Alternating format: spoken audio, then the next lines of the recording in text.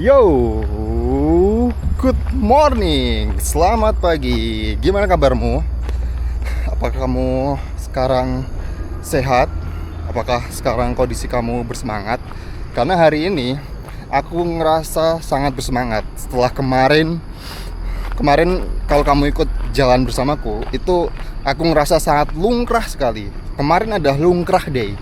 Yesterday is lungkrah day. Karena aku pernah cerita kemarin kalau hari Sabtu itu aku bepergian jauh, ada kereta.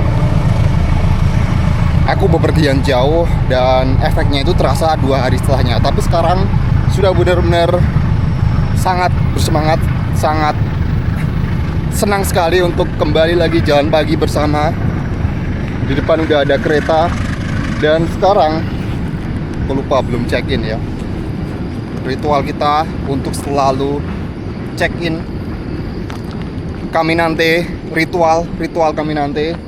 Sekarang pukul 7.12, kelihatan nggak? 27 Januari 2026, hari Selasa. Selamat hari Selasa dan selamat pagi. Ayo kita jalan pagi sambil ngobrol-ngobrol lagi. Nah, aku jadi pengen cerita kemarin waktu aku main hari Sabtu kemarin. Hari Sabtu kemarin kan aku undangan ya sama keluarga. Kemudian disempetin mampir ke objek wisata juga. Nah, objek wisata tersebut adalah objek wisata yang lagi viral, yang bernama On The Rock. On The Rock yang ada di Gunung Kidul dekat dengan Pantai Drini. Lihat rumah Simbah yang kemarin. Bayangin kalau kamu punya rumah di sini. Belakangnya ada pepohonan, samping-samping pepohonan. Aku iri dengan rumah Simbah ini karena menurutku sangat enak sekali tinggal di sini, jauh dari tetangga, jauh dari orang-orang. Bagus kan rumahnya? Oke, anyway, kita kembali lagi ke cerita tadi. Wisata viral yang bernama On The Rock. Semua orang itu sedang hype wisata ini. Karena aku bersama keluargaku yang mayoritas adalah bude-bude, pakde-pakde. Mereka pun juga terbius dengan tempat wisata itu. Karena mereka melihat di TikTok, mereka melihat di Facebook, mereka melihat di status WhatsApp. Ya kebanyakan seperti kebanyakan wisata viral kan. Oke, akhirnya setelah kondangan kita putuskan untuk ke On The Rock. Nah, sampai sana ini subjektif ya, berdasarkan apa yang ku alami. Aku melihat objek wisata viral itu hanya bagus di Instagram saja. Hanya bagus di Instagram saja, hanya bagus di media sosial saja. Karena menurutku biasa aja. Objek yang benar-benar, spot yang benar-benar bagus itu cuman sini sampai depan sana. Cuman dikit. Dan harganya itu 50.000. Ini subjektif menurutku. Ini sungguh nggak worth it ya. Justru objek wisata di sampingnya Pantai Drini yang memiliki Pulau Drini itu justru menarik buatku karena ini lebih ke wisata alam, lebih wisata yang natural. Hey, ada dogi di depan. Tapi ini doginya beda. Biasanya doginya putih. Kalau kamu selalu ikut perjalananku, kamu pasti sering lihat dogi putih. Tapi sekarang doginya berwarna brown atau coklat. Hai dogi. Hai dogi. Hai dogi. Oh, kalau ini doginya nggak takut ini. Hei, ayo ikut aku. Biasanya tuh doginya warnanya putih, kali ini warnanya coklat. Gak sih mas? Awan panas ya. Tekan jam piro biasanya? Oh. Sampai nih nandur kacang saiki le panen kapan? Bulan lebaran. Oh cepet ya, orang sasi ya? 3 bulan tanganti. 3 bulan. Baru kita tandur apa nih? Kacangnya. Kacangnya paling wingi baru tak kacang itu. Oh ini emang kacang terus ya? Oh, oke. Di sini kacang semua, mayoritas kacang semua itu kacang. Terus nanti di depan juga ada kacang. Dan kembali lagi ke wisata viral On The Rock. Menurutku, objek wisata yang di sebelahnya Pulau Drini itu jauh lebih bagus karena lebih natural, lebih menantang adrenalin karena kita harus naik ke tangga yang tinggi, melewati jembatan penghubung antara pantai dan pulau tersebut, dan hanya membayar Rp3.000 dibandingkan dengan on the rock yang bisa dibilang wisata premium lah. I think nggak worth it lah.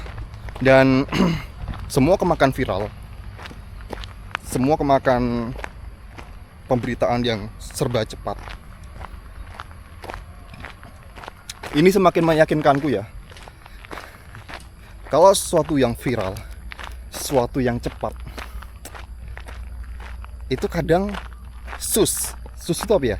Mencurigakan, suspicious. Kadang kalau kita melihat di media sosial sesuatu yang itu tuh kayak wus cepet banget kayak gitu, itu kamu harus curiga. Mungkin nggak sesuai ekspektasi, mungkin itu hanya kedok.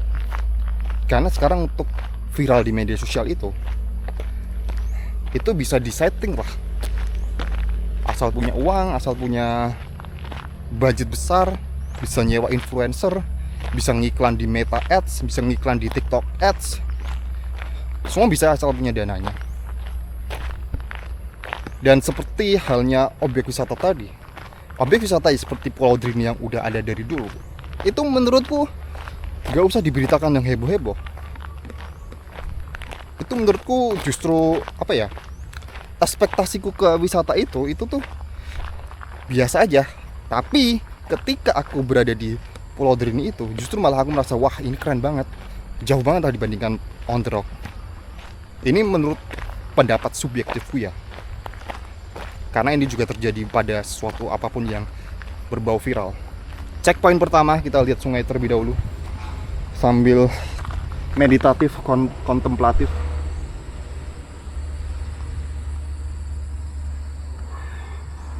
Udah jarang hujan, jadi ini benar-benar sangat bening.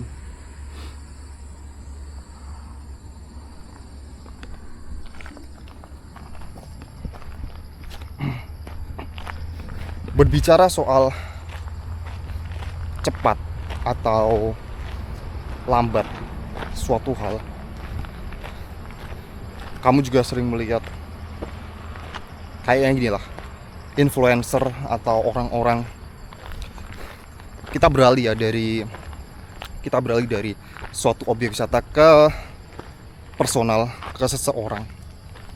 Kita melihat influencer yang masih muda, masih berumur belasan, masih berumur 20-an. Itu mereka flexing di media sosial, mereka punya mobil, mereka punya rumah mewah, mereka punya apartemen, mereka punya jam tangan Patek, Rolex. Terlihat sangat menggiurkan semua itu. Anak muda ini seolah menunjukkan bahwa kesuksesan itu bisa diraih di usia muda, bahkan melebihi dari orang tua yang udah bekerja 30 tahun, 40 tahun. Dan banyak sekali generasi yang masih muda yang tergiur juga dengan orang tersebut, tergiur dengan kemewahannya, bukan tergiur dengan orangnya, tergiur dengan apa yang didapatkan. Sehingga mereka pun berusaha bagaimana caranya agar seperti orang tersebut. Mungkin sekarang yang baru viral, sekarang yang baru banyak dibicarakan, tentu kamu juga udah tahu ya, seorang influencer yang bernama T, yang berinisial T, sorry. Aku gak usah nyebut nama, kamu kayaknya udah tahu. Dia dengan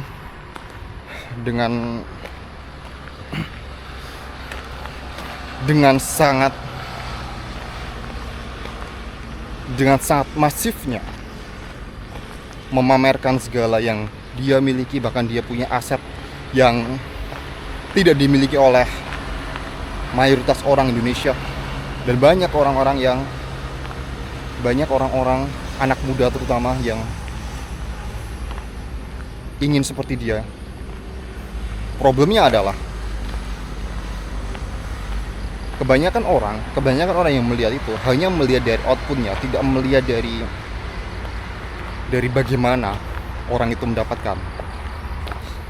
Kita melihat kereta Pramek terlebih dahulu ya. Karena di depanku sekarang udah ada kereta Pramek jurusan Kutoarjo, berwarna merah, berjalan lambat. Ini dia. Aku akan coba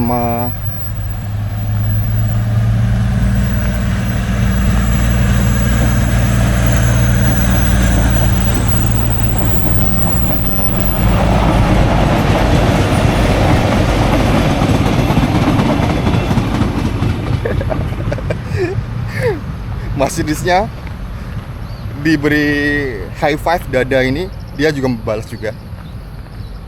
Ini bukti ya kalau misalnya kita menunjukkan sikap yang bersahabat, orang juga akan membalasnya. Aku pernah membahas ini di videoku di perjalananku yang kemarin-kemarin. Kalau kita senyum pada orang lain, orang cenderung juga akan tersenyum juga. Anyway, kenapa sampai kemana-mana? Jadi influencer ini kayak memiliki sebuah program yang diikuti oleh banyak orang, bahkan membernya sampai jumlahnya banyak ratusan ribu. Tapi problemnya adalah ternyata hasilnya tidak sesuai dengan ekspektasi mereka. Setelah mereka membayar jutaan, ternyata banyak membernya yang rugi. Dan itu hanya satu dari sepersekian orang yang flexing demi menggait atensi dari masyarakat, demi menunjukkan bahwa dia sukses, dan akhirnya memanfaatkan apa yang dia miliki untuk lagi-lagi kembali ke keuntungan pribadinya. Banyak sekali yang kayak gitu. Dan cara paling mudah untuk menggait atensi. Wuhuu! Ngapa mas? Waduh.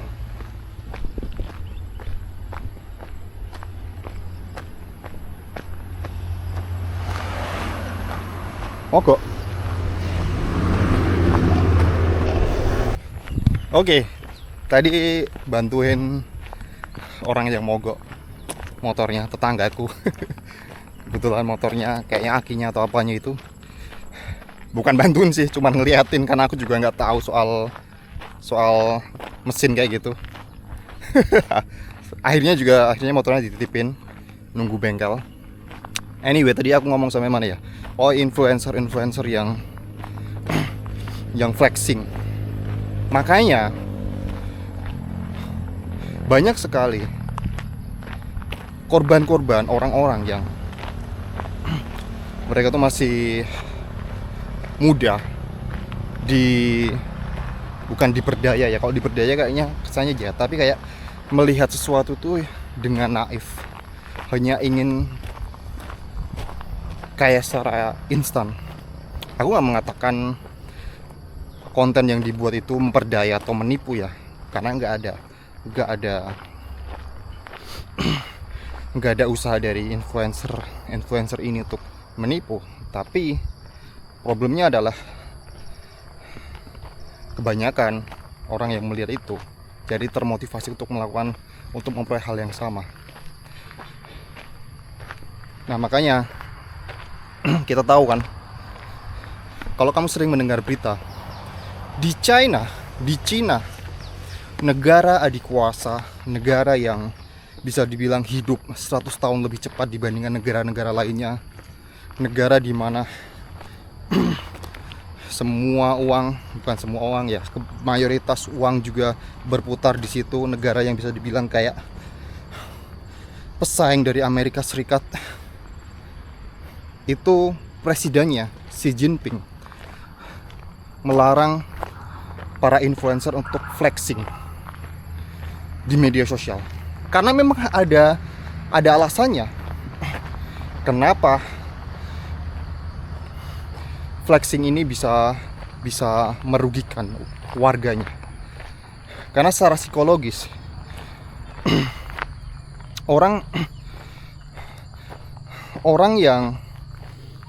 yang belum mencapai kondisi finansial seperti itu akan merasa secara psikologis ya, dari apa yang ku alami juga, akan merasa jadi kayak tertinggal.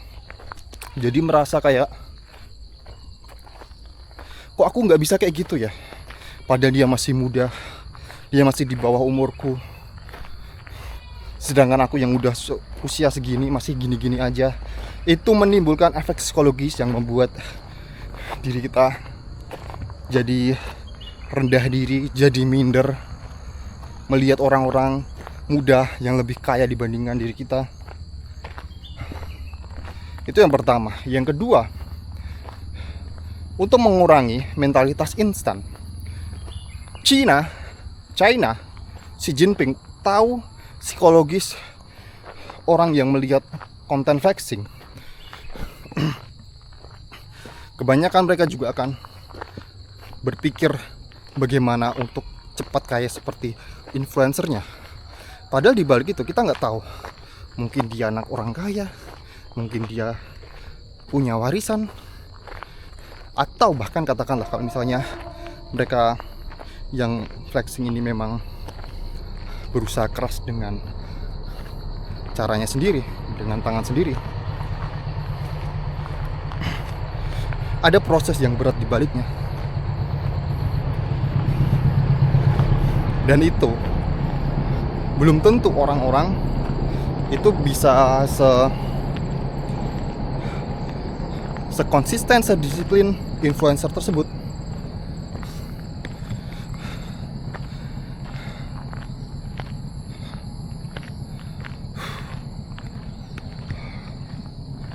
Bentar ya, najak ya.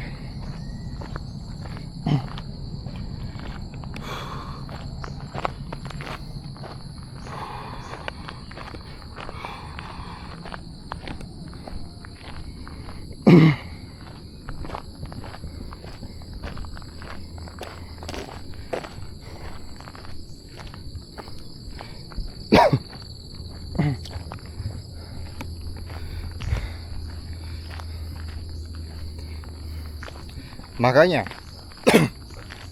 meskipun China itu negara yang erat dengan kemajuan, kemewahan, tapi pemerintahnya itu tidak mau menciptakan kesenjangan, ketimpangan yang besar. Dan salah satu caranya adalah dengan melarang konten flexing. Dan ini nggak cuman peraturan belaka ya, nggak cuman hanya aturan aja, karena dalam prakteknya udah ada beberapa akun yang dihilangkan oleh pemerintah karena kontennya memicu rasa iri dari audiens. Ada indikasi flexing juga, tas Hermes dipamerkan, private jet, mobil, semua dihilangkan oleh pemerintah Cina. Nah masalahnya, apakah di Indonesia juga akan seperti itu? Banyak orang yang mengatakan Ahmad Dhani itu nyeleneh, Ahmad Dhani itu aneh. Tapi aku pernah mendengar usul dia tentang pejabat dilarang flexing, selebgram dilarang flexing, influencer dilarang flexing, dan harus dibuat peraturannya. Banyak orang yang mencemooh Ahmad Dhani, tapi apa yang dilakukan sebenarnya, apa yang dibicarakan, apa yang diusulkan itu udah dilakukan oleh China. Dan aku setuju dengan apa yang diusulkan oleh Ahmad Dhani itu. Kita udah sampai sini, kita akan kembali lagi ke tempat itu. Dan Mas, kok jalan? Oh, ke sini. Kirain ke proyek. Iya. Kemudian sampai mana tadi? Oh ya, kita sendiri udah melihat konten-konten flexing yang berujung pada malapetaka di Indonesia ya.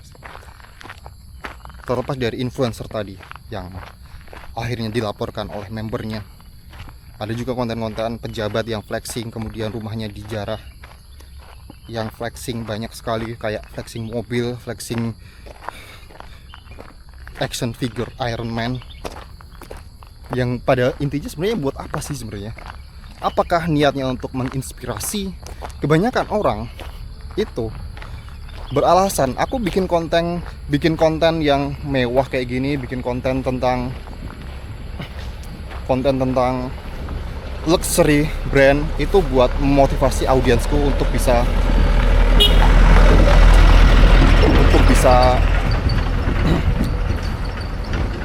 bisa seperti apa yang kudapatkan.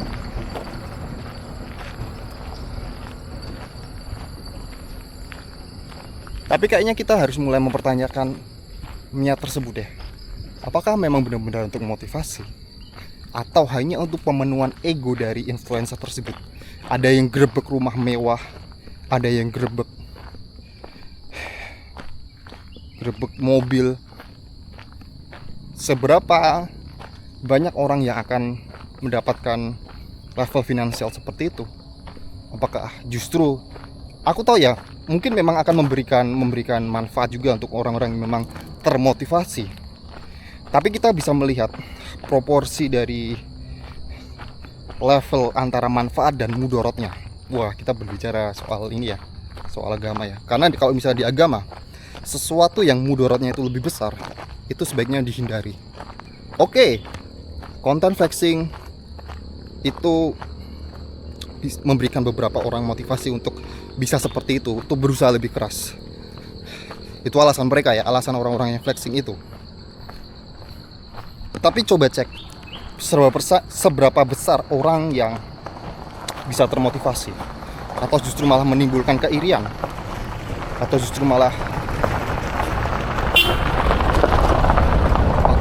menimbulkan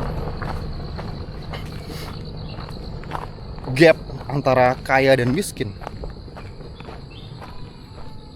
Apakah bisa mengira-ngira mudorotnya lebih besar dibandingkan dengan manfaat? Dan sebagai orang yang, kalau di agama, kalau mudorotnya lebih besar, jangan diteruskan. Nah, ini ada di level kesadaran masing-masing sih sebenarnya. Ada di level kesadaran masing-masing.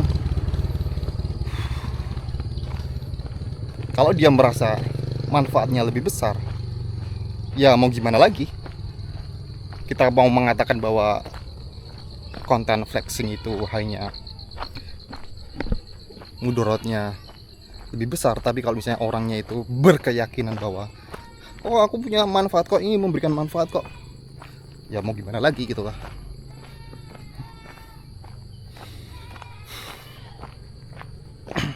Aku jadi ingat ada salah satu, aku nggak sebut kenalan ya, tapi aku tahu, aku mengenal, tapi belum tentu juga dia kenal aku.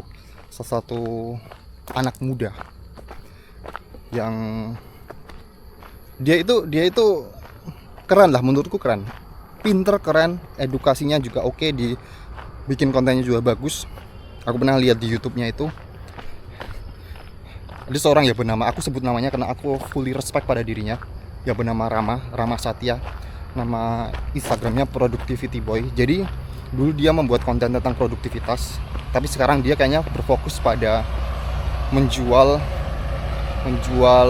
jasa coaching untuk orang-orang yang income-nya menengah ke atas.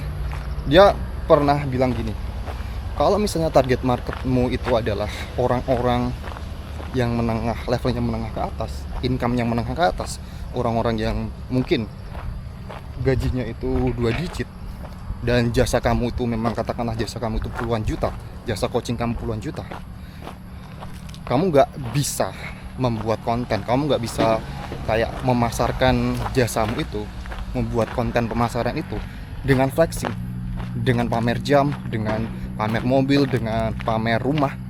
Karena kenapa? Kalau orang yang levelnya menengah ke atas, atau bahkan high profile, mereka tidak akan tertarik dengan konten flexing seperti itu. Karena pertama, mungkin mereka juga punya di rumah, ngapain aku tertarik pada hal kayak gitu, ngapain aku dipamerin income berapa ratus juta, ngapain aku melihat mobil, karena mereka udah punya hal tersebut. Yang kedua, karena mereka mungkin udah sadar juga bahwa apa yang dilihat di media sosial itu tidak se-real kenyataannya.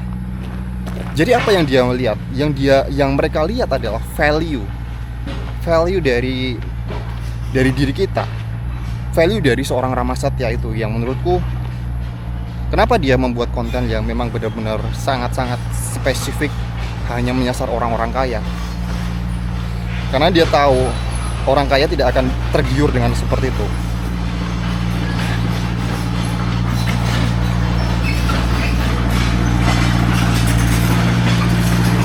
Nah, justru sebaliknya, konten-konten flexing, konten-konten yang pamer, itu justru orang-orang yang menengah ke bawah yang tergiur dengan hal kayak itu. Pamer penghasilan 100 juta per bulan, pamer mobil, dan sehingga itu membuat mereka jadi tertarik untuk membeli programnya. Karena mereka belum sampai di level itu, belum pernah merasakan hal seperti itu, jadi mereka tertarik. Kita udah sampai sini. Video ke depan aku akan berbicara tentang fenomena OKB, fenomena orang kaya baru yang kebanyakan norak, kebanyakan itu justru malah tidak mencerminkan sebagai orang kaya. Kita kembali lagi besok ya. Oke?